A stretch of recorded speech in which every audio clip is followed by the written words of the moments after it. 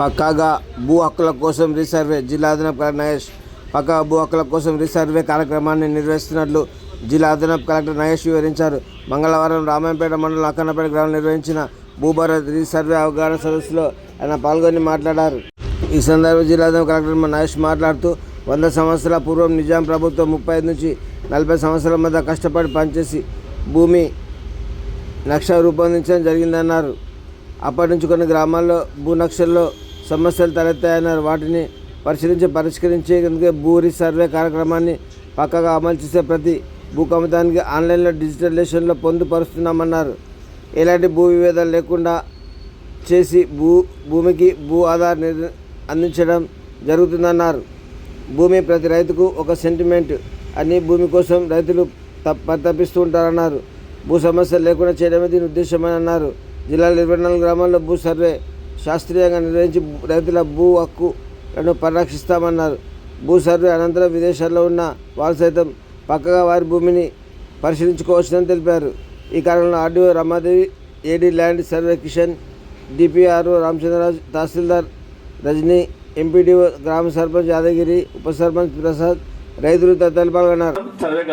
ఆంధ్రప్రదేశ్లో ఉన్నటువంటి ఆంధ్ర ఏరియా అదంతా మద్రాస్ సంస్థానంలో ఉండే బ్రిటిష్ గవర్నమెంట్ ఉన్నప్పుడు అది కూడా సర్వే జరిగింది. కానీ తెలంగాణ ప్రాంతం ఏదైతే నిజాం ఏరియాలో ఉందో నిజాం ఆధీనంలో ఉన్న ఏరియా మాత్రం సర్వే కాలేదు.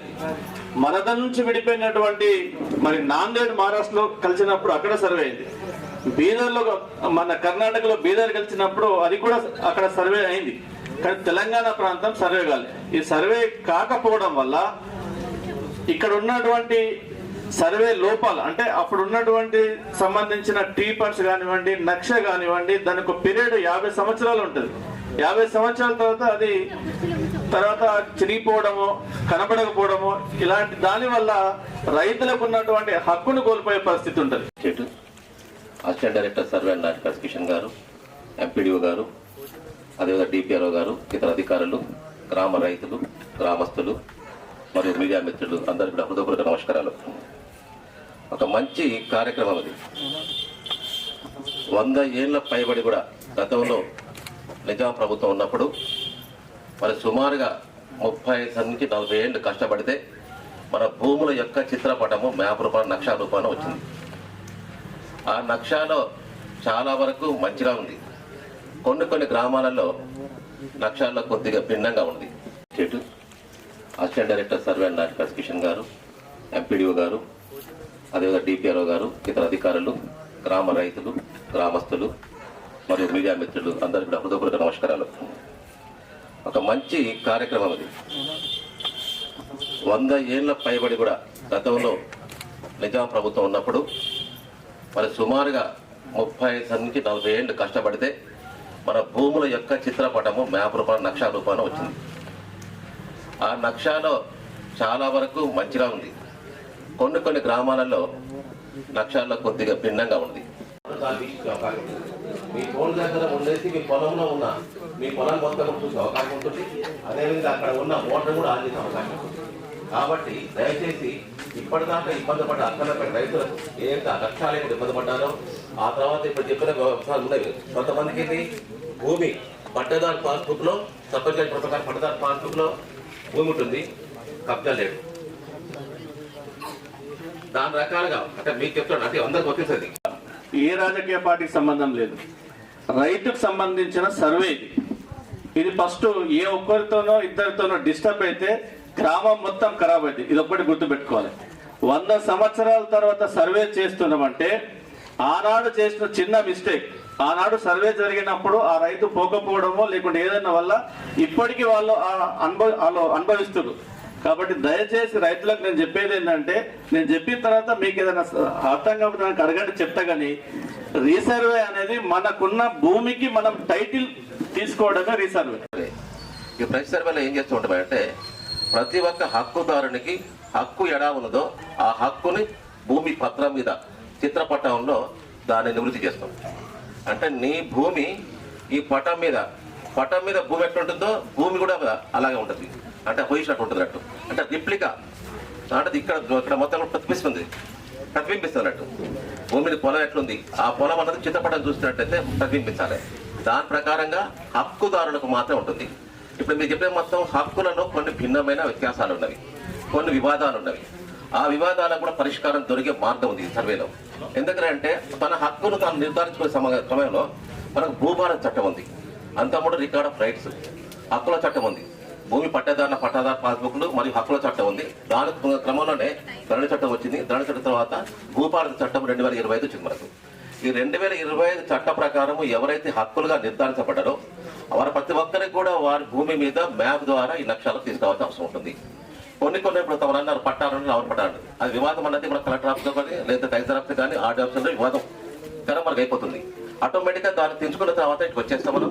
వచ్చిన తర్వాత మీ భూమికి సంబంధించింది దాని కొన్ని కోఆర్డినేట్స్ మొత్తం కూడా రికార్డ్ చేసి అది ఎవరు కూడా చెప్తానుకుండదు. గతంలో మనకు ఈ కోఆర్డినేట్స్ రికార్డ్ చేసే అవకాశం లేదు. మీరు గమనించుంటారు బహుశా గతంలో మనం ఫోన్ చేయాలంటే ఎక్కడికో పోయి ఫోన్ చేయవలసిన పరిస్థితి ఉండే. ప్రతి ఒక్కరు కూడా భూమి అంటే ఒక ఆశ, దాని మీద ఒక సెంటిమెంట్. ప్రతి ఒక్కరు కూడా భూమి కావాలని ఆశపడుతున్నప్పుడు క్రమంలో మరి ఆ భూమిని కొన్నప్పుడు వ్యవసాయవేత్తలు కావచ్చు, రైతులు కావచ్చు, వాళ్ళు భూమిని అక్కడ చేసుకుందాం అనుకున్నప్పుడు భూమిని కొంటే భూమితో పాటు సమస్యలు కొంటున్నాం. మనం భూమితో పాటు సమస్యలు కొంటున్నాం. భూమి వల్ల మనకు మంచి జరగాలి కానీ చెడు జరుగుతున్న సందర్భాలు ఉన్నాయి. ఇది అంతరా లేకపోవచ్చు, కొంతవరకు ఉండొచ్చు. మరి వాళ్ళ అక్కన్నపేటలోనే మనకి సర్వే ఎందుకు పెడుతున్నాము? మనకు మెదక్లో సుమారుగా 392 రెవెన్యూ గ్రామాలు ఉన్నాయి. 392 రెవెన్యూ గ్రామాల్లో 24 గ్రామాలు మాత్రం లక్ష్యం లేదు మనకు. ఇందులో అక్కన్నపేట కూడా ఉంది. ఈ 24 గ్రామాలకు సంబంధించిన దాంట్లో 4 గ్రామాలు ఆల్రెడీ మనకు సర్వే నడుస్తూ ఉంది, అది ప్రోగ్రెస్లో ఉంది. అందరు గ్రామస్తులు రైతులు కోరుకున్న విధంగా నడుస్తూ ఉంది. ఇవాళ మీ అందరి తరఫున గ్రామ సర్పంచ్ గారు ఒక శాస్త్రీయ పరంగా ప్రశ్నలు వేశారు. నాకు తెలిసి ఆయన వేసిన 10 ప్రశ్నలు కూడా మీలో ఉన్న అన్ని సందేహాలను కూడా నివృత్తి చేస్తారని భావిస్తున్నాను. I'm appreciating the sarpanch and గ్రామస్తులు. Really I'm appreciating a big class for that. ఎందుకంటే ఏదైతే సమస్య ప్రజల నుంచి వస్తుందో తను అవగాహన చేసుకొని అందరి తరఫున కూడా లీడింగ్ చేసుకుంటూ మాట్లాడుతున్నారు. మన యంగ్ డైనమిక్ మన లీడర్షిప్ కూడా ఐఎమ్ అప్రిషియేటింగ్. మరి నూతనంగా ఏర్పడ్డ గ్రామ పంచాయతీ సర్పంచ్ గారు కావచ్చు, వాళ్ళ యొక్క మెంబర్స్ కావచ్చు, అందరూ కూడా దీని సందర్భంగా శుభాకాంక్షలు చెప్తున్నాను. మరి వాళ్ళ సమస్యల మొత్తం కూడా ఇది ఏంటంటే దీని ఒకటి క్లుప్తంగా మిగతా పాయింట్ టు పాయింట్ చెప్పాల్సిన అవసరం ఉంటుంది, మీకు నివృత్తి అవుతుంటుంది. కృతజ్ఞతలు తెలియజేస్తున్నాను. ఈ రీసర్వే గురించి ఇందాక ఏడీ గారు పూర్తిగా సమాచారం ఇచ్చారు మీకు. ఇది చాలా అవసరమైనది. ప్రతి ఒక్క రైతు వారికి భూమికి సంబంధించిన వివరాలన్నీ కూడా గెజెట్ రూపంలో నమోదై మనకు వస్తాయనడం ఇది మొదటిసారిగా మనం అందరం వింటున్నాము. కాబట్టి ఈ అవకాశం తప్పనిసరిగా అందరూ కూడా రైతులు సద్వినియోగం చేసుకోవాలి.